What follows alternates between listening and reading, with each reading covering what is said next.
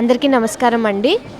నా పేరు Leelarani, past chair of AP chambers women's wing and the current vice chair of AP chamber of commerce Visakhapatnam zone.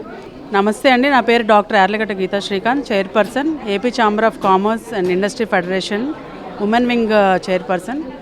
ఈరోజు ఇక్కడ విశాఖపట్నం దసపల్లా హోటల్లో సుమారుగా 100 మంది మహిళా వ్యాపారవేత్తలు ఉత్తరాంధ్ర జిల్లాల నుంచి వచ్చి వారు స్వతహాగా స్వహస్తాలతో తయారు చేస్తున్న హ్యాండ్మేడ్ ప్రోడక్ట్స్తో పాటు ఇంకా వివిధ రకాలైన వస్తువుల్ని సేవల్ని ఇక్కడ ప్రదర్శిస్తున్నారు. ఈరోజు మనం ఇప్పుడు ఇది అంగడి 2 మేము ఆల్రెడీ లాస్ట్ ఇయర్ కూడా కండక్ట్ చేయడం జరిగింది. సుమారుగా ఒక్కరోజు ఎగ్జిబిషన్తో 30 స్టాల్స్లో 50 లక్షల వరకు వ్యాపారం జరిగింది. మేము ఈ 2 రోజుల్లో ఈ 100 స్టాల్స్ నుంచి కనీసం ఒక 1 crore బిజినెస్ అవుతుందనే ఎస్టిమేషన్తో ఈ కార్యక్రమం నిర్వహించడం జరుగుతుంది.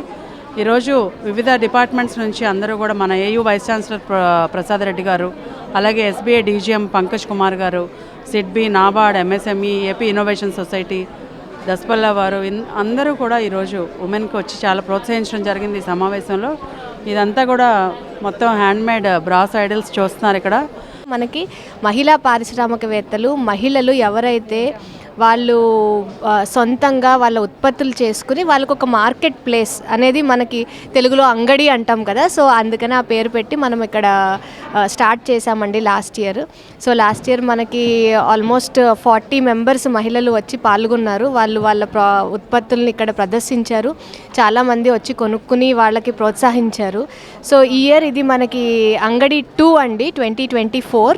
సో ఇది మనము దసపల్లా హోటల్లో జరుగుతుంది. ఇవాళ రేపు జరుగుతుంది ఇక్కడ. సో ఇక్కడ almost close to 40 to 50 stalls display చేశారండి.